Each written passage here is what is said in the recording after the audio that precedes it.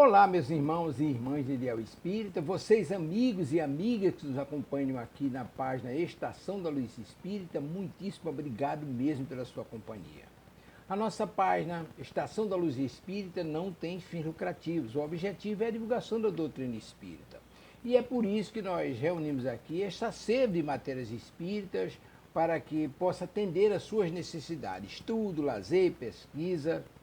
Você encontra aqui na nossa página Estação da Luz Espírita os livros da codificação, obras suplementares, entrevistas, palestras e os programas da Web Rádio Estação da Luz de Natal e Web Rádio Cristo Consolador de São Paulo. Ou seja, um acervo que atenda às suas necessidades, sem fins lucrativos. O objetivo é a divulgação da doutrina espírita. E agora eu convido você para nos acompanhar na reprodução de mais esse trabalho imperdível. Muito obrigado mesmo pela sua companhia e vamos juntos!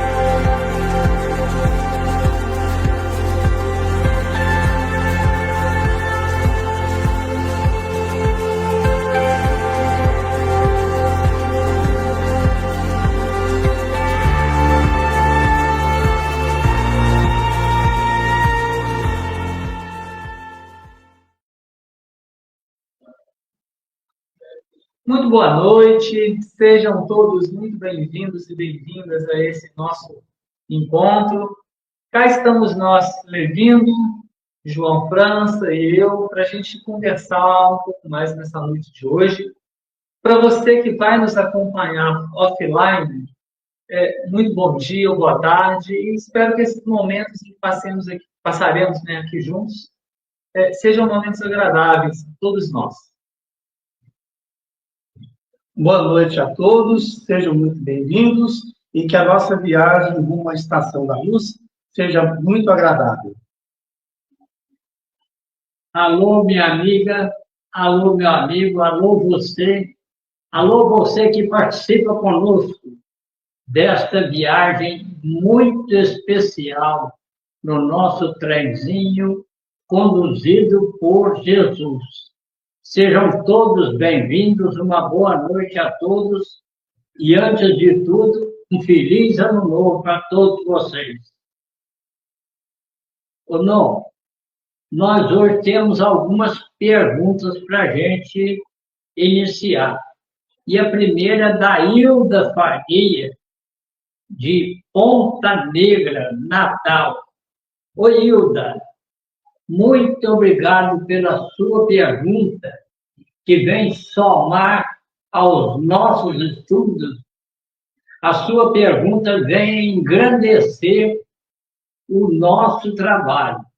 Muito obrigado pela sua pergunta, e nós já vamos responder já. E ela pergunta o seguinte: o que é o fogo destruidor ou renovador que fala o livro?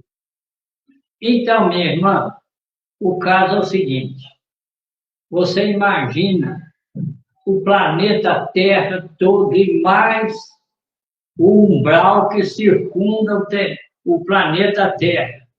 Nós todos pensando ao mesmo tempo Já imaginou a quantidade de matéria mental que nós criamos? E já imaginou a qualidade desta matéria mental? É terrível, onde se desenvolvem miasmas diversos, onde se desenvolvem enfermidades terríveis.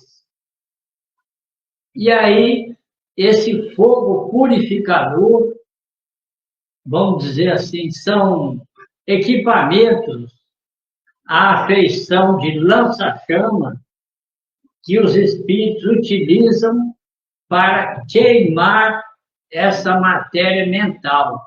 Por isso ele é purificador.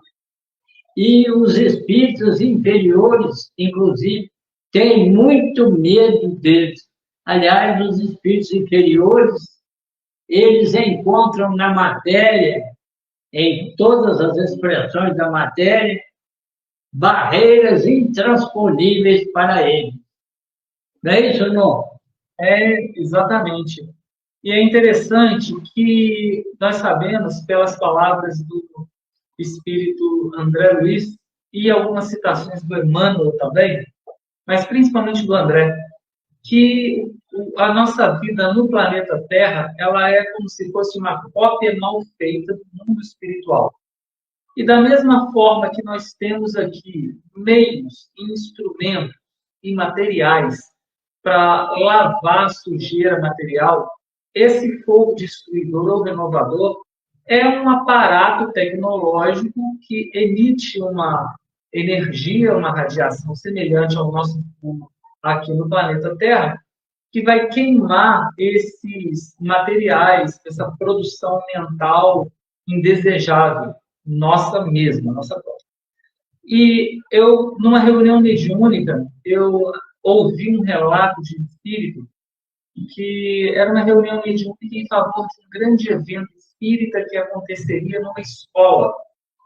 E meses antes desse evento, começaram a fazer reuniões de vibração espiritual, pedindo a espiritualidade que ambientasse aquela escola que nos abrigaria durante o período do carnaval. Era pedido também a espiritualidade que estivesse presente com todos os trabalhadores, para que a gente estivesse bem incluído, bem assessorado e tal. Até aí tudo bem, é uma prática comum. No entanto, numa determinada reunião mediúnica, um espírito se manifesta e ele fala que, como faltavam poucas semanas para a realização do evento, eles estavam fazendo a esterilização do ambiente. E, nesse meio tempo, durante essa comunicação, os médiuns videntes começaram a ver trabalhadores que calçavam botas à semelhança de sanitaristas aqui na Terra e tinham instrumentos semelhantes a aspiradores de pó. E eles iam aspirando os cantos tal, e saía desses cantos onde eles estavam aspirando um material como se fosse uma água suja, bastante pastoso. E a espiritualidade falou, aquilo dali são resíduos de pensamentos negativos ou pensamentos deletérios que as pessoas com raiva e, sobretudo, ódio, inveja e orgulho impregnam os ambientes. E esses ambientes estavam sendo, então, limpos com esses instrumentos que a espiritualidade dispunha para que a gente não enfrentasse esse tipo de vamos assim dizer, de presença desagradável no ambiente em que aconteceria esse evento espírita. Achei muito interessante, muito Gênesis, porque nós estamos acostumados a pensar que esses instrumentos de limpeza que nós temos é próprio do planeta Terra. Não, é uma cópia mal feita daqueles que existem no mundo espiritual para limpar a sujeira gerada nos nossos pensamentos. Interessante, Odilon, nesse caso, porque está se tratando de um ambiente circunscrito, né? Sim. Um ambiente menor. E no caso do fogo purificador, é para uma região inteira, né? Uma região inteira.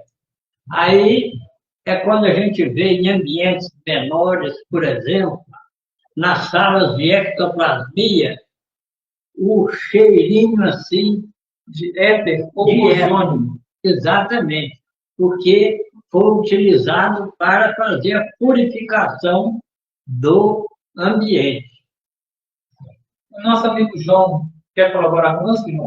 Conforme a gente apura nas obras fundamentais, pensamento gera matéria, não a matéria densa que a gente conhece aqui na Terra na condição de encarnados, né? Mas uma forma de matéria que fica impregnada e precisa ser incinerada, passar por esses processos de que fala lá o livro, né?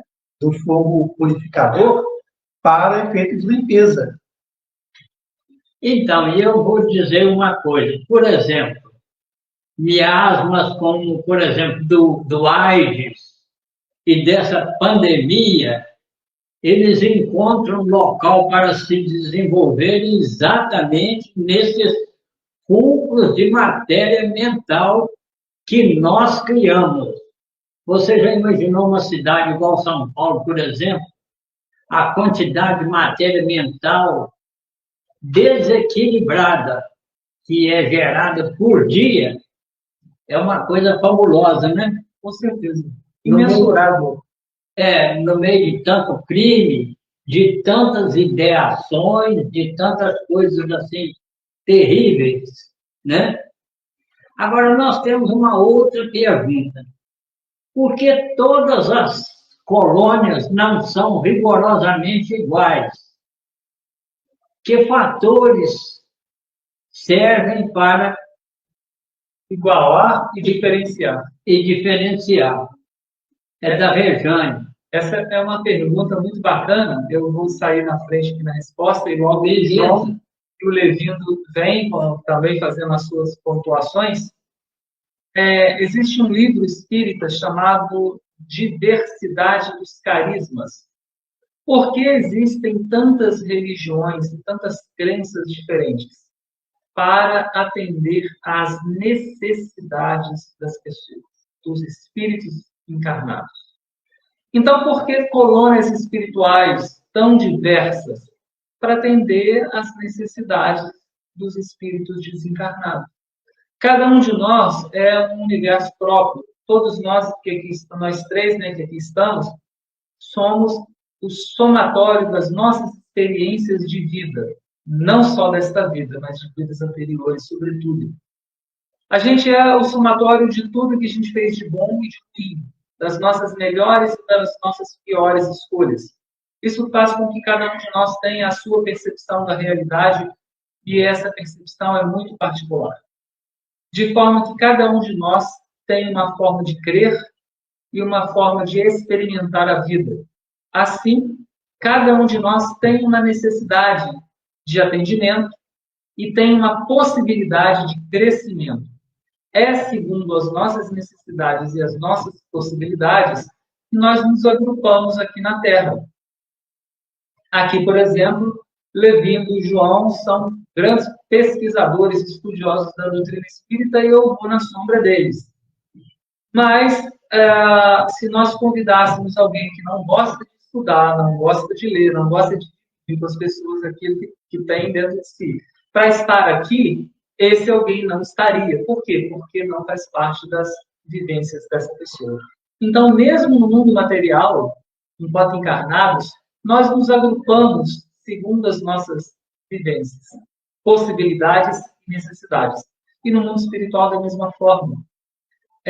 As colônias espirituais são diferentes para exatamente acolher a todos, segundo as suas possibilidades e necessidades. Não, você falou a palavra-chave de acolher. Então, as colônias são organizadas justamente nesse sentido de acolher. Nós vamos ver na equipe aqui que o André está junto, tem o padre Hipólito. O padre é católico. Agora, gente, vocês querem ver um outro exemplo muito interessante? É o Lar Frei Luiz, lá no Rio de Janeiro.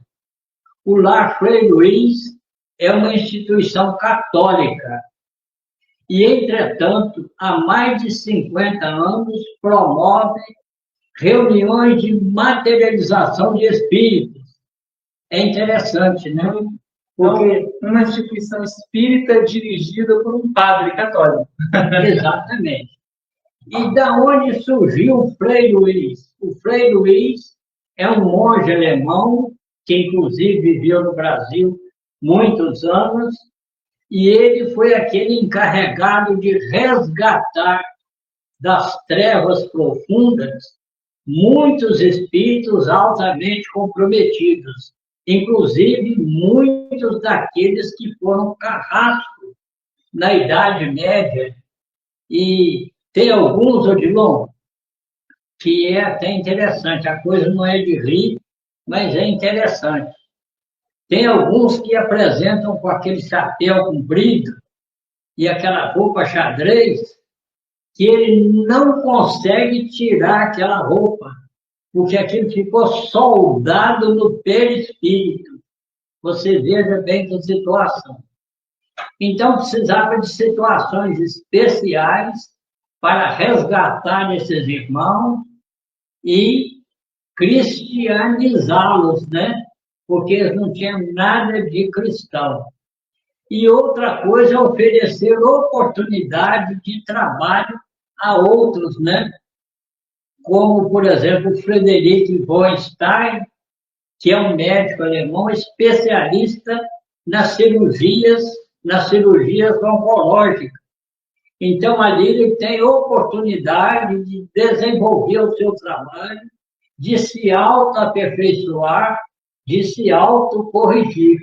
Porque a gente vai corrigir os nossos defeitos e resgatar os nossos erros através de ações positivas. Não vai acontecer um milagre para tirar a gente de determinada situação. Você resgata através do trabalho. E eu passei na frente, não deixou o João falar.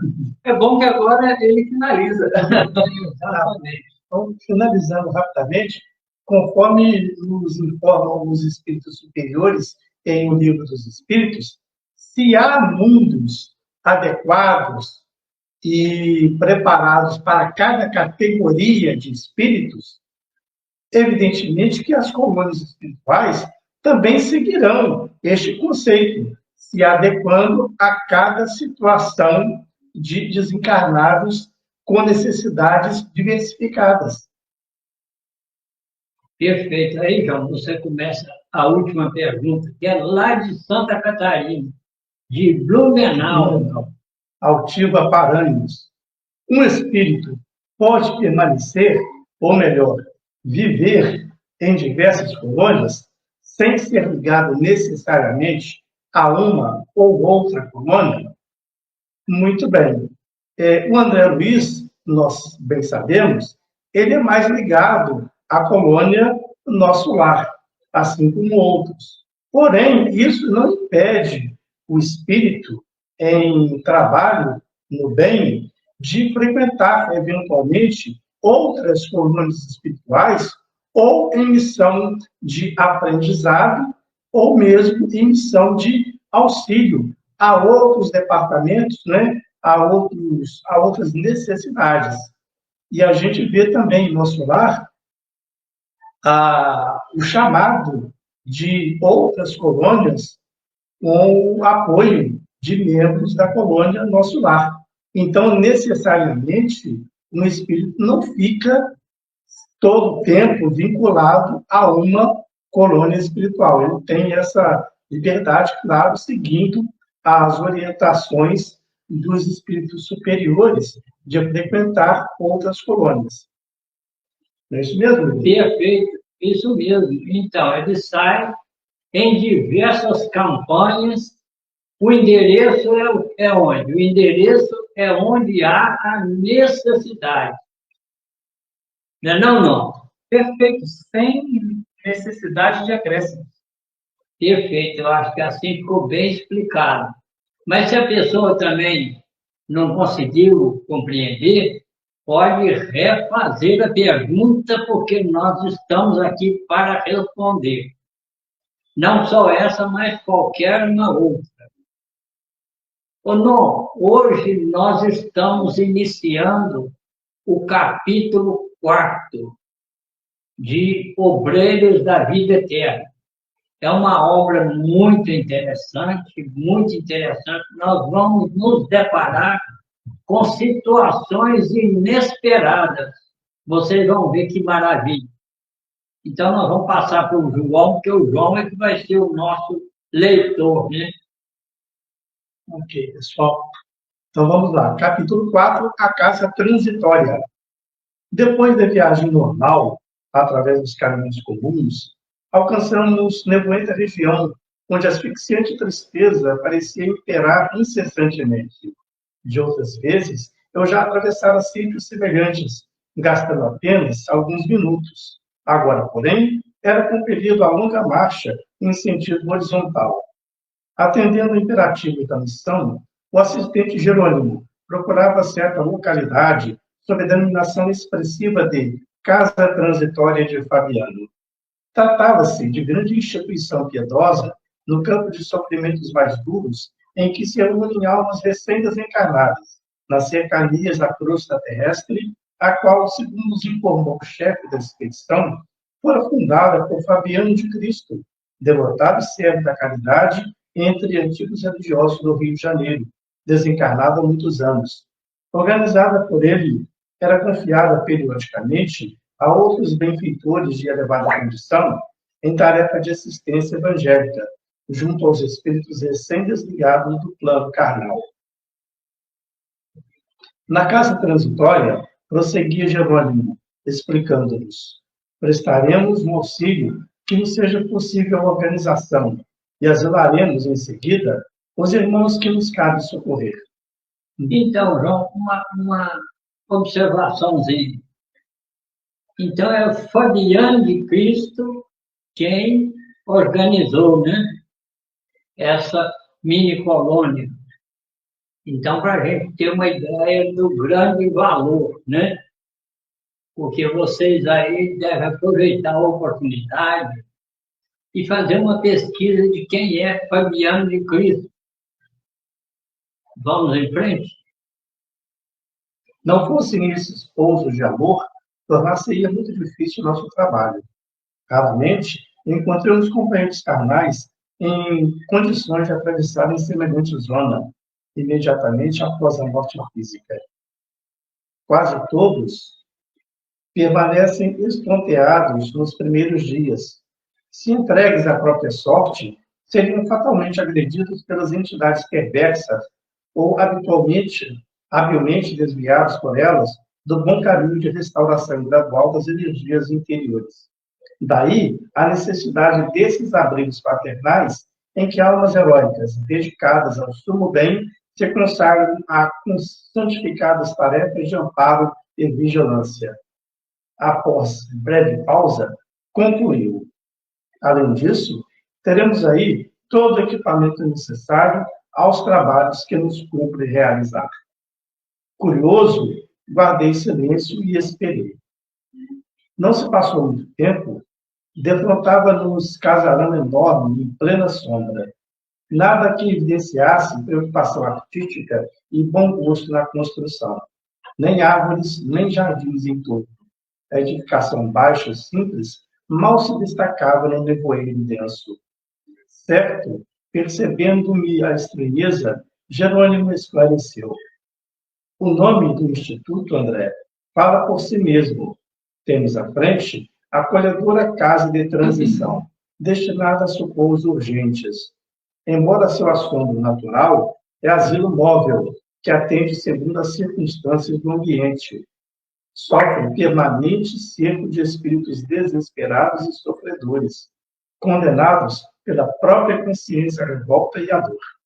Suas defesas magnéticas exigem considerável número de servidores e os amigos da piedade e da renunciação que aí atendem passam dia e noite ao lado do sofrimento.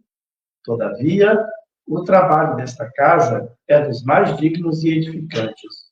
Neste edifício de benemerência cristã, centralizam-se numerosas expedições de irmãos leais ao bem, que se dirigem à crosta planetária ou às esferas escuras, onde se debatem na dor seres angustiados e ignorantes, em trânsito prolongado nos abismos tenebrosos.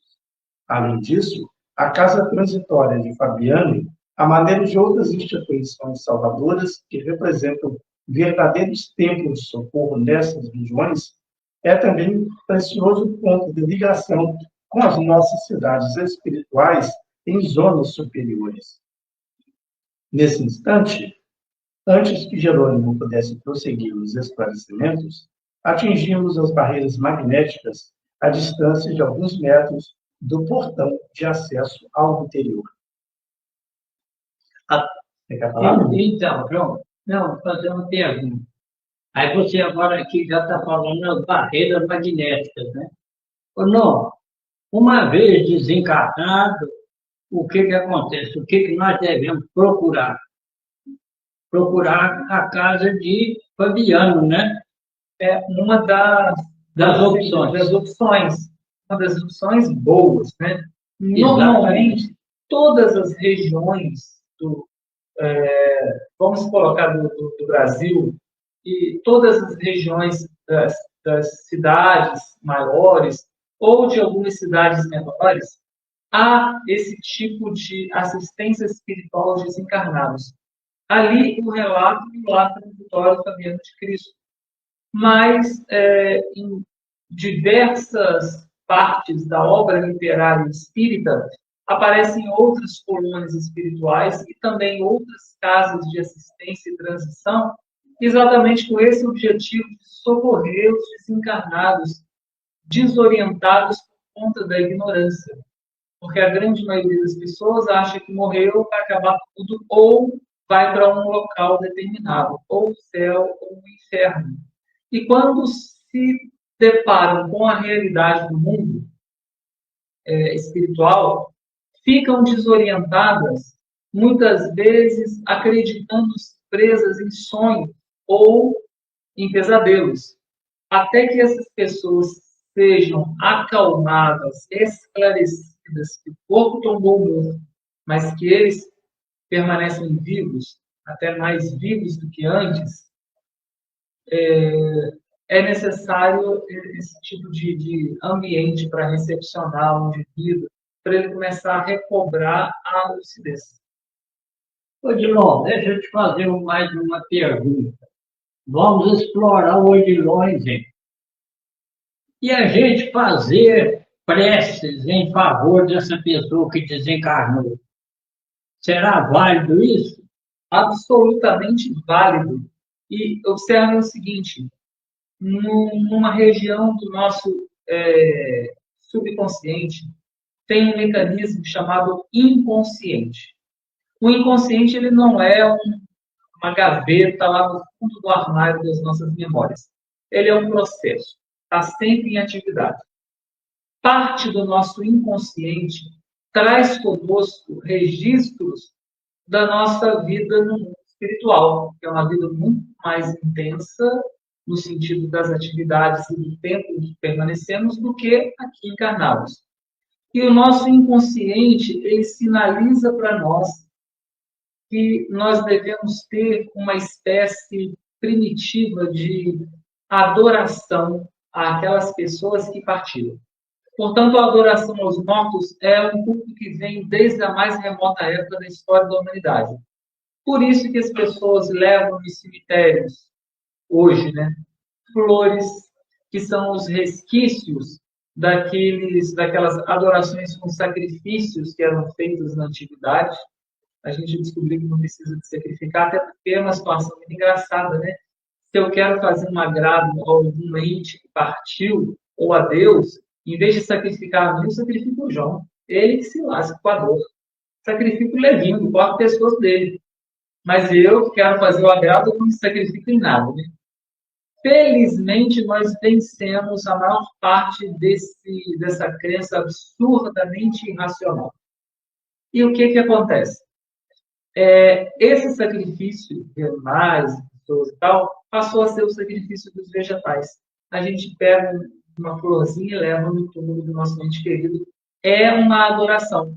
Nós, espíritas, já sabemos que essa adoração ela não precisa de ser nem lá no cemitério, onde na maioria das vezes o nosso ente querido não está só os restos mortais, e nem precisa desses aparatos, flores, vela. Eu acho engraçado esse negócio de vela, encontro para vocês já.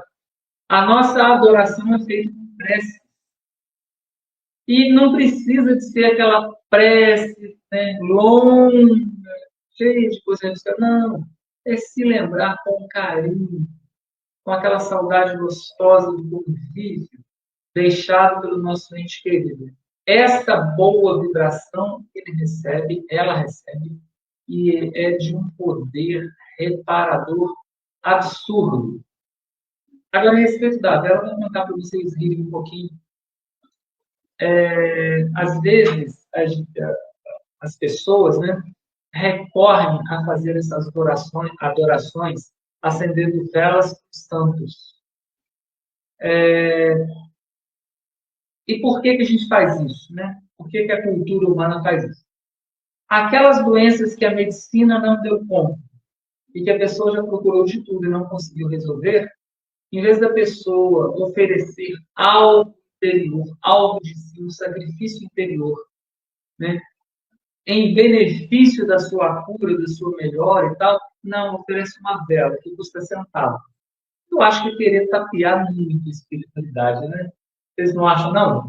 Pois é. Seria mais assim, tapear a si mesmo. Né? Lógico, com toda certeza. Ô, Dilon, eu queria aproveitar, porque já que os nossos participantes ficam muito acanhados assim de fazer perguntas, então eu queria fazer mais uma pergunta para você comentar para nós. E aquela choradeira nos velórios, aquela gritaiada, aquilo adianta, ajuda alguma coisa? Aquilo só atrapalha. Porque esse desespero, ou às vezes pior do que o desespero, essa forma de externar uma rebeldia. Por que Deus levou a minha mãe? Por que não levou a mãe dele? Levou a minha, justo a minha. Que levasse a mãe do Levinho, da mãe do João, mas a minha não. E a gente se rebela contra Deus. Tanto esse choro quanto aquele desespero e tal fazem um mal terrível para o desencarnado, para os encarnados também. É de um desconforto imenso. Tanto que, quando o desencarnado tem méritos para estar amparado, a espiritualidade deixa ele dormindo em sono profundo, para que esse desespero não o afete tanto. Porque você já pensou, você desencarnado, meio lúcido ali, vendo o desespero de todo mundo, vai desesperar também? Pois é. É esse desequilíbrio emocional que vai dar um verdadeiro descaminho, né? Exatamente. Então, nós podemos continuar a nossa leitura? João, é interessante que tem algumas culturas asiáticas que, quando a pessoa morre, eles fazem a festa, né? Cantam músicas. É totalmente diferente do conceito que a grande maioria tem no Brasil. Né? Atendidos por trabalhadores vigilantes que, sem hesitação, nos ofereceram passagem, acionamos pequeno aparelho que nos levou de pronto ao porteiro prestativo. Não decorreram muitos minutos e achamos-nos diante de figura respeitável. Não supunha que a instituição estivesse administrada por mãos sensíveis de mulher. A irmã Zenóbia, aparentando idade madura e aureolada de cabelos negros, proporcionava-nos informações vivas de sua energia e admirável capacidade de trabalho através dos olhos transbordantes de luz. Saudou-nos cortês sem despender muitas palavras, passando imediatamente ao assunto que a nossa presença sugeria. Fui avisada ontem, disse bondosa, de que a missão chegaria hoje e rejubilamos com isso. Ao seu dispor, explicou-se Jerônimo com gentileza, este abrigo de amor e paz cooperará conosco, ajudando-nos alguns tutelados convalescentes e, por nossa vez, desejamos ser úteis à casa de algum modo. Zenóbia envolveu-nos num sorriso de simpatia acolhedora e, após rápidos minutos de silêncio, considerou. Aceitamos o concurso. Reconheço a presença do grupo harmonioso e, desde a semana finda, aguardava ensejo, não só para beneficiar a coletividade sofredora de abismo próximo, senão também a fim de socorrer certo irmão nosso, muito infeliz. Trata-se de pessoa que me foi particularmente querida e que apenas agora foi encontrada em remota região de seres decaídos. Vencendo obstáculos, trouxemo-la para a vizinhança da casa. Porém, o perigoso estado em que se encontra não nos autoriza a fornecer-lhe abrigo, e sim proteção indireta. Já estabelecemos medidas em favor da remoção desse infortunado amigo para a zona da crosta, onde será brevemente internado em reencarnação expiatória, com auxílio divino. Entretanto, precisarei pessoalmente da colaboração fraternal dos companheiros em benefício do transviado. Perfeito. Então, João, só uma observação. Nada é feito assim de improviso, né? O companheiro vai ser trazido para uma outra reencarnação. E aí, nesse aspecto, eu estava pensando o seguinte, aqui, principalmente dirigindo aos recém-desencarnados. Meus irmãos, você que de repente desembarca no mundo espiritual, não se esqueça das suas preces a Maria Santíssima e a Jesus, o nosso Mestre. Isso vai ser para você de um grande alívio e orientação.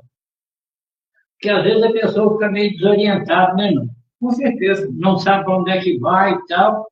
Então a gente está dando essa receita da oração como sendo guia. Vamos lembrar do próprio André Luiz, quando ele estava no umbral, e que ele via aquelas figuras monstruosas e tal, a sua mãe sempre ia visitá-lo. O ministro Clarencio também tentou algumas vezes, né? Mas ele não os via. Ele não via, ele estava sintonizado em outro ambiente. Só mudou essa realidade quando ele se lembrou das preces, né? Exatamente. De repetir as preces que a mãe dele ensinava quando ele era criança. E, às vezes, eu sinto necessidade de passar essa informação justamente para a pessoa já ficar de sobreaviso, porque desencarnar, nós todos temos que desencarnar. Mas já ficar expiatório, o nosso instrumento de libertação é a oração. Ô, João, se desculpa interromper ele e tudo, mas eu achei muito interessante. Mas esses comentários são sempre muito bem-vindos, né? Porque é uma orientação a mais para nós que somos estudiosos da doutrina espírita. E a gente também aproveita a pausa para estimular os participantes também a proporem as suas perguntas, que às vezes você imagina outra coisa diferente da minha, e que vem só engrandecer. Aí no convite tem um número de WhatsApp e você pode fazer a pergunta através desse WhatsApp. Não paga nada, só escutar. Vamos em frente? Vamos em frente. Sem dúvida, a Carlos Jerônimo desvanecido, teremos prazer.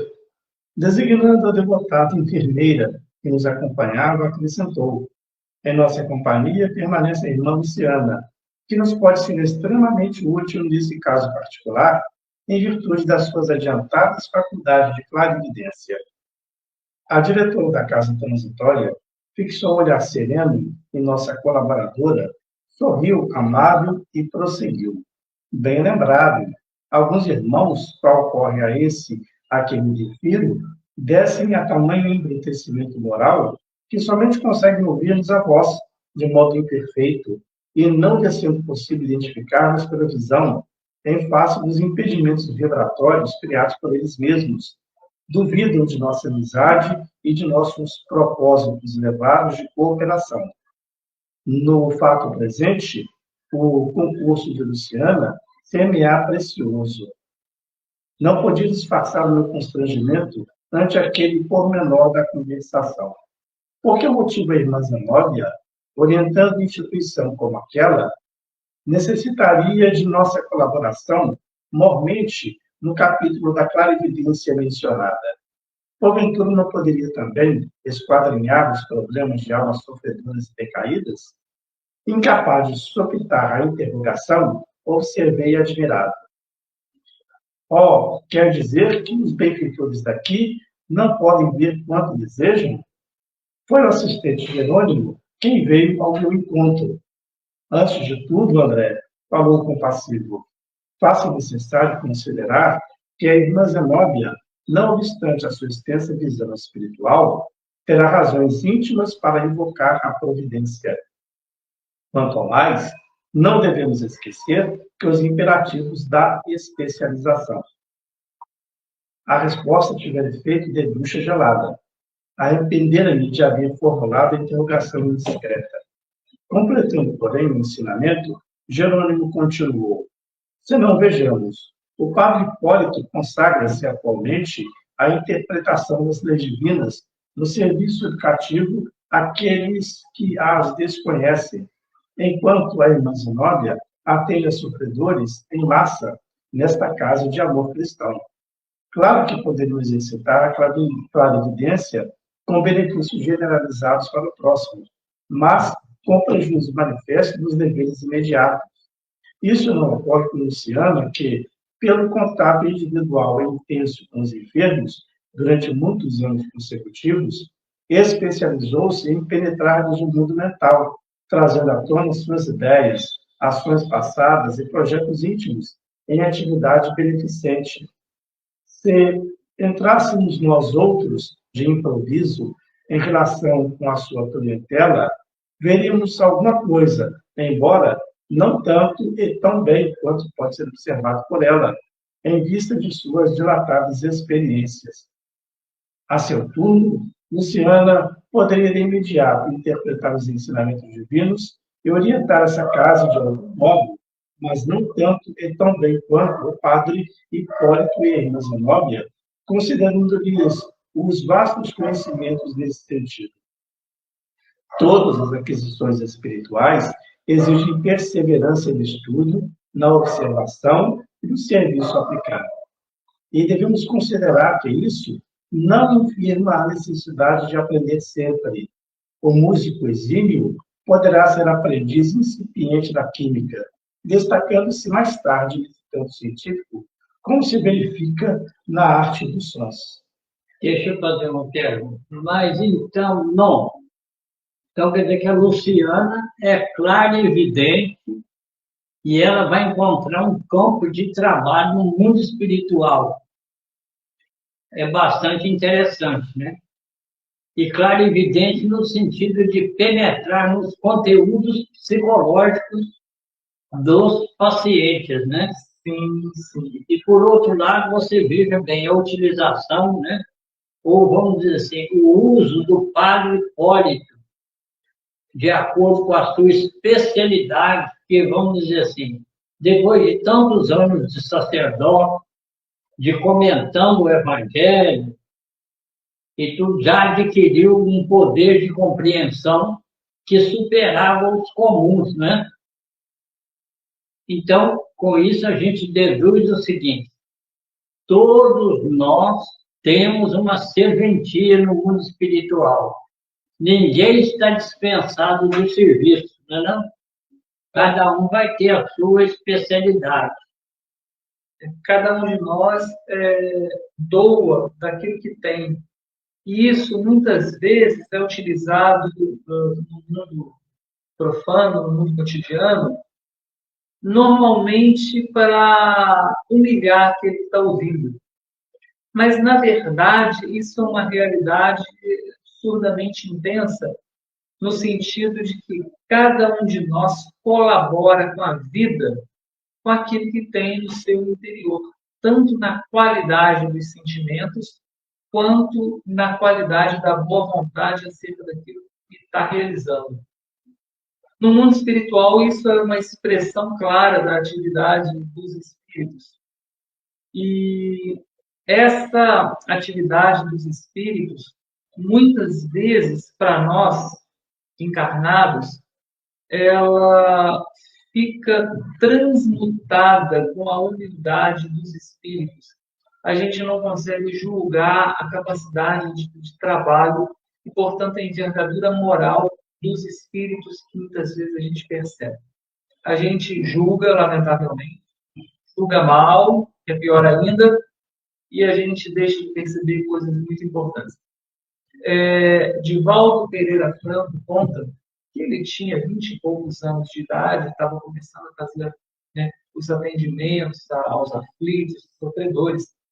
Aí apareceu para ele um espírito, sorrindo muito, chamando ele de irmão. E ele se assustou um pouco com o que viu, porque o espírito tinha um rosto deformado, o nariz deformado, as orelhas deformadas, andava de muleta, era uma imagem chocante. Aí o espírito falou: meu irmão, eu vim para falar com você. E Edivaldo, na época, pouca habilidade nesse sentido, virou no espírito e meio assustado com o espírito e perguntou: mas nós não fomos irmãos nessa encarnação, a gente já foi irmão em outra reencarnação?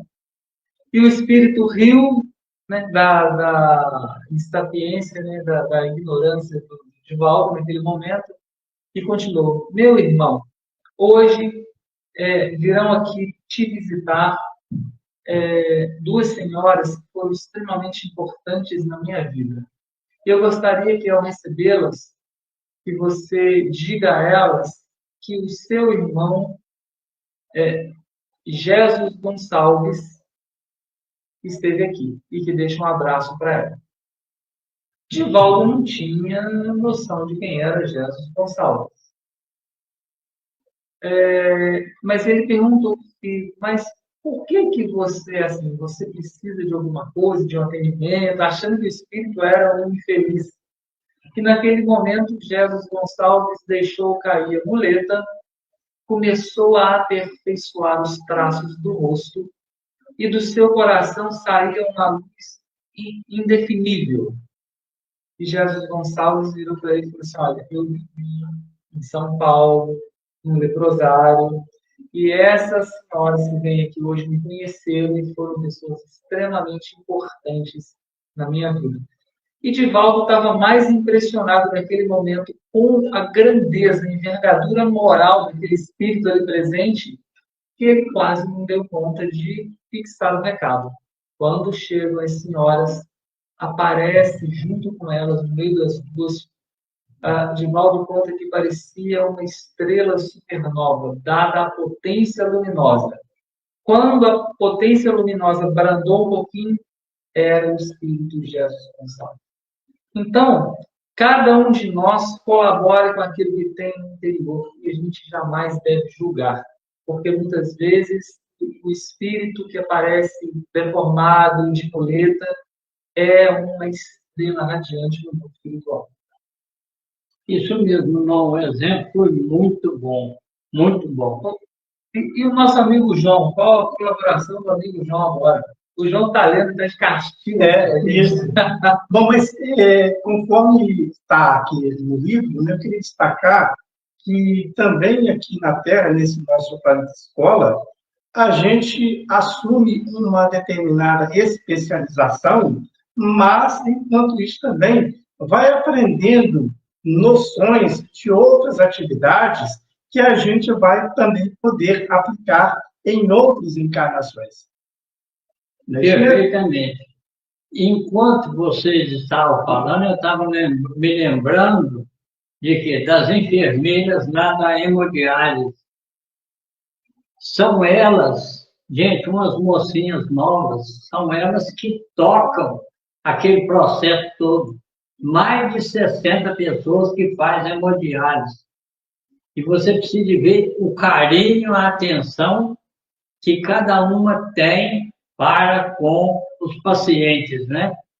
Então, tem uma outro dia, como ela estava pegando diversos pacientes para levar para a cadeira de hemodiálise, a Nice, eu falei, Nice, o senhor está poderosa, está carregando todo mundo.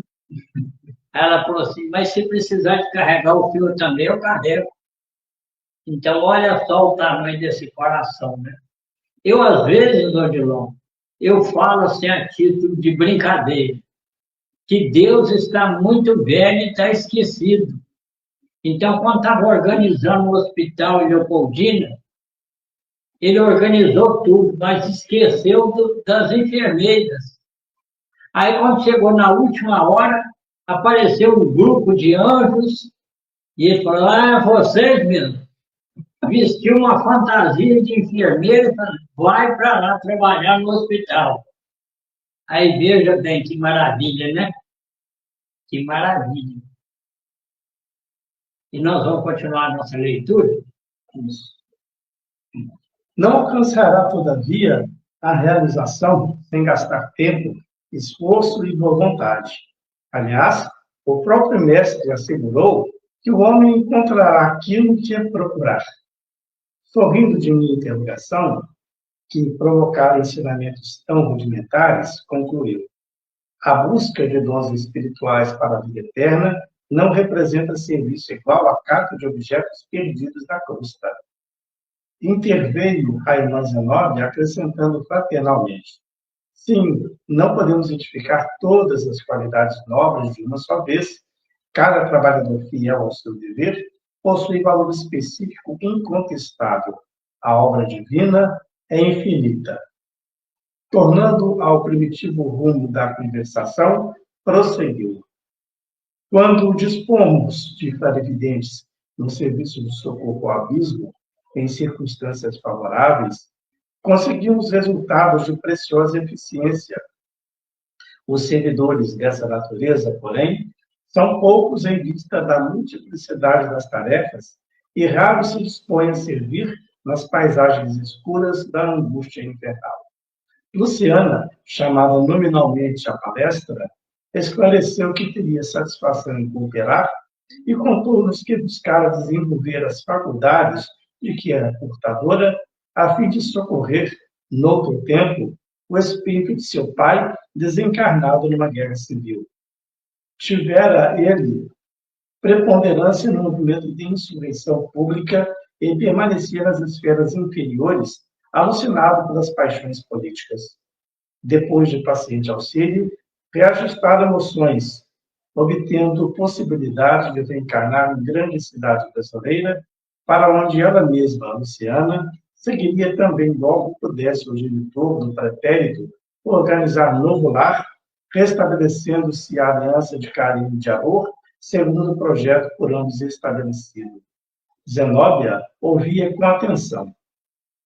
Percebendo, talvez, que a palestra tendia para o campo do personalismo direto, em minutos para os quais, provavelmente, a diretora da casa teria outros compromissos, Jerônimo interferiu na conversação e dirigiu-se a ela atencioso. Estamos satisfeitos, irmã, pela perspectiva de algum concurso amigo ao seu lado. Compreendemos a grandeza de sua missão no militante e, se vamos depender tanto de seu generoso amparo nesta casa, constituímos obrigação cooperar com a irmã nos trabalhos em que nossa humilde colaboração possa ser útil. Seguiremos amanhã para a zona carnal. Entretanto, logo que seja possível trazer para a sua companhia o primeiro irmão libertado, André e eu permaneceremos em trânsito entre a crosta e este abençoado asilo, enquanto Hipólito e Luciana se demorarão aqui, velando pelos convalescentes e colaborando junto da irmã nas tarefas imediatas. Alegra-me sobremaneira a expectativa, falou a diretora, evidentemente satisfeita. Nesse instante, invisível campainha ressoou estridente com estranha entonação. Não decorreram 5 segundos e alguém penetrou a sala rumorosamente. E era determinado servo da vigilância que anunciou o precipite. Irmã Zenóbia, aproximam-se as entidades cruéis. A agulha de aviso indicou a direção norte. Devem estar a 3 quilômetros aproximadamente. A orientadora empalideceu ligeiramente, mas não traiu a emoção com qualquer gesto que denunciasse fraqueza. Acendam as luzes exteriores, ordenou, todas as luzes. E liguem as forças da defesa elétrica, reforçando a zona de repulsão para o norte. Os invasores desviar-se-ão. Retirou-se apressadamente o emissário, enquanto o pesado silêncio abatia-se sobre nós. Luciana fizera-se lívida. Jerônimo e Zenóbia demonstraram, através do olhar, asfixiante preocupação. Registrar-se-iam fatos que eu ignorava? Será que espíritos reconhecidamente maus também organizavam expedições semelhantes às que realizávamos para o bem? Que espécie de entidades seriam aquelas para infundirem tamanha preocupação nos dirigentes fortalecidos e virtuosos de nossos trabalhos e tão grande terror nos subordinados daquela casa de amor cristão? Impressionava-me a expressão facial de dor e incerteza do servidor que trouxera a notícia. Seriam tantos os malfeitores das sombras para justificar semelhante favor? Sentia o raciocínio extremamente reduzido para comportar a imensidade das interrogações que me afloravam à mente. Através de minúscula abertura, notei que enormes holofotes se acendiam de súbito no exterior, como as luzes de grande navio assaltado por um nevoeiro denso em zona perigosa. Ruídos característicos faziam-se sentir a nossa audição, informando-nos que aparelhos elétricos haviam sido postos em funcionamento. É lamentável, exclamou Zenóbia, com a manifesta intenção de restaurarmos a tranquilidade, que tantas inteligências humanas, desviadas do bem e votadas ao crime, se consagrem aqui ao prosseguimento de atividades ruinosas e destruidoras. Nenhum de nós ousou dizer qualquer palavra. A diretora, porém, esforçando-se por sorrir, continuou. A tragédia bíblica da queda dos anjos luminosos em abismos das trevas repete-se todos os dias, sem que o percebamos em sentido direto. Quantos gênios da filosofia e da ciência, dedicados à opressão e à tirania, quantas almas de profundo valor intelectual se precipitam no despenhadeiro de forças cegas e fatais. Lançados ao precipício pelo desvio voluntário, esses infelizes raramente se penitenciam e tentam recuo benéfico. Na maioria das vezes, dentro da terrível insatisfação do egoísmo e da vaidade, insurgem-se contra o próprio Criador, agitando-se na guerra prolongada às suas divinas obras. Agrupam-se em sombrias e devastadoras legiões, operando movimentos perturbadores que desafiam a mais astuta imaginação humana e confirmam as velhas descrições mitológicas do inferno. Observando-lhe possivelmente a angústia íntima em face de suas considerações, irmã Zenóbia acrescentou: chegará, porém, o dia da transformação dos gênios perversos, desencarnados, em espíritos crucificados pelo bem divino. Todo mal, ainda que perdure milênios, é transitório. Achamos-nos apenas em luta pela vitória imortal de Deus contra a inferioridade do eu em nossas vidas. Toda expressão de ignorância é fictícia. Somente a sabedoria é eterna. Por minha vez, gostaria de formular várias indagações, porém a expectativa fizendo-se mais pesada. Alguns séculos, prosseguiu a diretora, de reencarnações terrestres constituem tempo escasso para reeducar inteligências pervertidas no crime. É por isso que os trabalhos edificadores continuam vivos, além da morte do corpo físico, obrigando os servos da verdade e do bem a suportar os irmãos menos felizes até que se arrependam e se convertam. Indefiníveis ruídos alcançaram o ouvido, e Zenóbia pálida calou-se igualmente. Em poucos segundos, tornaram-se mais nítidos. Eram gritos aterradores, como se a curta distância devêssemos afrontar hordas de enraivecidos animais ferozes. Entre nós, Luciana parecia mais aterrorizada. Torcia nervosamente as mãos, até que, não lhe sendo possível suportar por mais tempo a inquietação, dirigiu-se à diretora da casa suplicando: Irmã, não será conveniente endereçarmos fervorosa rogativa a Deus? Conheço os monstros. Tentaram, muita vez, arrebatar meu pai do sítio a que se recolhera. Zenóbio sorriu com benevolência e respondeu: Já fiz meus atos devocionais de hoje, preparando-me para as ações eventuais do trabalho no decurso do dia. Aliás, minha amiga, nossa ansiosa expectativa em si mesma vale por súplica ardente. Decidamos, pois, qualquer problema a sobrevir com resolução e confiança em nosso Pai e em nós próprios. A esse tempo, tornara-se enorme o vozeiro. Pus-me assombrado a identificar rugidos estridentes de leões e panteras, casados a uivos de cães, silvos de serpentes e guinchos de macacos. Em dado momento, ouvimos explosões ensurdecedoras. Quase no mesmo instante, certo auxiliar penetrou o recinto e comunicou: Atacam-nos com petardos magnéticos. A diretora resoluta ouviu serena e determinou: Emitam raios de choque fulminante, assestando baterias. As farpas elétricas, Nosso tempo. Então, gente, nós vamos ver aí que a casa do Zenóbia está sob ataque das trevas. Mas eles têm também, né, Odilon? Tem instrumentos de defesa, né?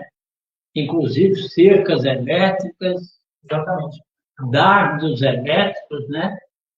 Então, é interessante, isso suscita muitas perguntas para o próximo estudo, né? E a gente fica aqui na expectativa das novas perguntas. Semana que vem a gente toca nesse assunto com mais detalhes, porque tem muita coisa interessante ali para a gente anotar, né, Levinho? Né, João? Sim, sem dúvida, tem muita coisa interessante. Mas, em compensação, o reloginho correu, né, irmão? É verdade. Está Então, na nossa hora. nós vamos nos despedir. Gente, fiquem com Deus. Forte abraço a todos. Obrigado pela participação. muito obrigado, boa noite a todos, que Jesus nos abençoe. Grande abraço para todos, obrigado pela companhia.